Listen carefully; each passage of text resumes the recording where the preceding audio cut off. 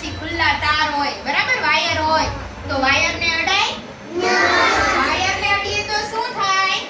બરાબર. જો આ બાળક જો ઈ વીજળીના વાયરને અથવા તો લાઈટને શરૂ બંધ કરવા ગયો તો એને શું થયું? એટલે ક્યારે વીજળીના વાયરને કે પ્લગને અડાય નહીં. બરાબર. પછી તમે વાહન ચલાવીને તમારા પપ્પા જતા હોય, એની સાથે તમે જતા હોય તો એ ફોન ઉપર વાત કરે છે, તો વાહન ચલાવતી વખતે ફોન ઉપર વાત કરાય નહીં. તો શું થાય? પપ્પાને એમ કહેવાનું કે વાહન ચલાવતી વખતે ફોનમાં વાત કરવાની નહીં. બરાબર.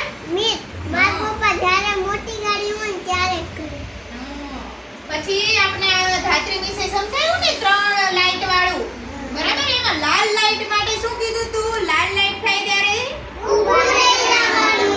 પછી લીલી લાઈટ હોય ત્યારે શું કરવાનું? જતું રહેવાનું. અને પીળી લાઈટ હોય ત્યારે શું કરવાનું છે?